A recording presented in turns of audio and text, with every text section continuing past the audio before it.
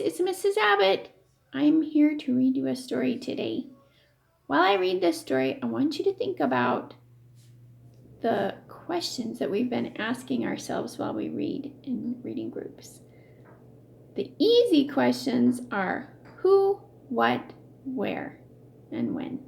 So those are the questions we're going to start with today, and then we'll be moving on to more complicated questions, okay? While I start reading the story, we're going to think about who is in the story.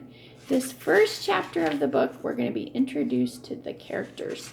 I want you to listen carefully because at the end, I want you to draw a picture of each of the characters and make them look as much like they are described in the chapter as you can. Okay, this story is called How to Eat Fried Worms. Do you think you would eat fried worms? Let's see what makes these boys eat fried worms. Hey, Tom, where were you last night? Yeah, you missed it. Alan and Billy came up the front walk. Tom was sitting on his porch steps, bouncing a tennis ball. Old Man Tater caught Jim as we were climbing through the fence, so we all had to go back. And he made us pile the peaches on his kitchen table, and then he called our mothers.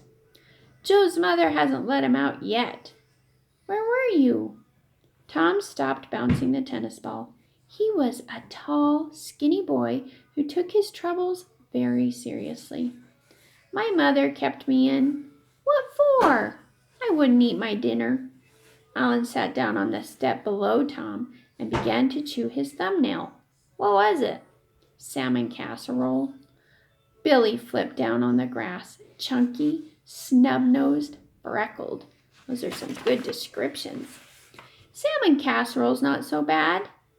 Wouldn't she let you just eat 2 bites? Asked Ellen. Sometimes my mother says, well, all right, if I'll eat 2 bites. I wouldn't even eat 1. That's stupid, said Billy.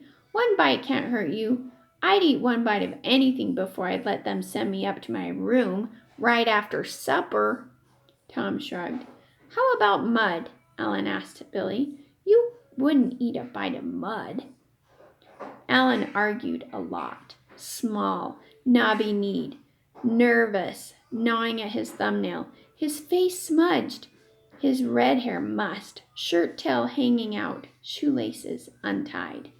Sure I would, Billy said. Mud? What's mud? Just dirt with a little water in it. My father says everyone eats a pound of dirt every year anyway. How about poison?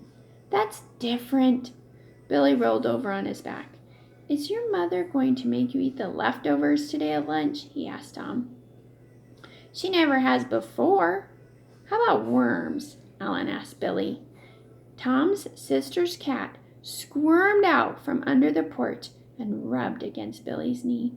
Sure, said Billy. Why not? Worms are just dirt. Yeah, but they bleed. So you'd have to cook them. Cows bleed. I bet $100 you wouldn't eat a worm. You talk big now, but you wouldn't if you were sitting at the dinner table with a worm on your plate. I bet you would. I bet I would. I'd eat 15 worms if somebody'd bet me $100.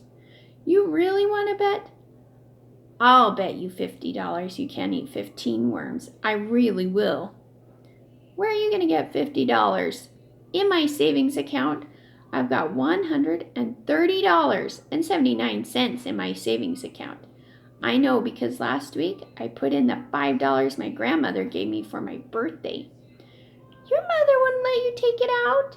She would if I lost the bet. She'd have to. I'd tell her otherwise. I'd tell her that I was going to sell my stamp collection otherwise. And I bought that with all my own money that I earned mowing lawns, so I can do whatever I want with it. I'll bet you $50 you can't eat 15 worms. Come on, you're chicken. You know you can't do it. I wouldn't do it, said Tom. If salmon casserole makes me sick, think what 15 worms would do. Joe came scuffling up the walk and flopped down beside Billy. He was a small boy with dark hair and a long nose and big brown eyes. There's some descriptions of Joe. What's going on? Come on, said Alan to Billy. Tom can be your second, and Joe will be mine, just like in a duel.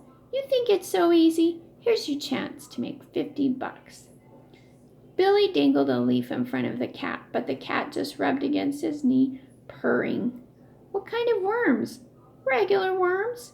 Not those big ones, those big green ones that get on the tomatoes. I won't eat those, and I won't eat them all at once. It might make me sick. 1 worm a day for 15 days. And he can eat them any way he wants, said Tom.